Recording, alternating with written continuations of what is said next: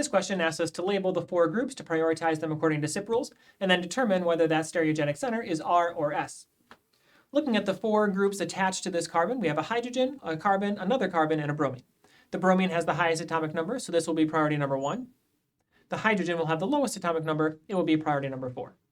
The 2 carbon groups, however, tie, so we need to look at the next atoms attached to see which are higher priority. The methyl group is attached to 3 other hydrogens. This carbon is attached to carbon, carbon, and carbon again for 3 other carbons. The carbon that's attached to 3 other carbons will be a higher priority, so it will be priority 2, and the methyl group will be priority number 3. Having identified the priority for all 4 substituents, we have the number 4 group on a dash pointed away from us. So ignoring number 4, we can draw a circle from 1 to 2 to 3, ignoring number 4. This circle is a clockwise circle. That means this stereocenter is an R stereocenter.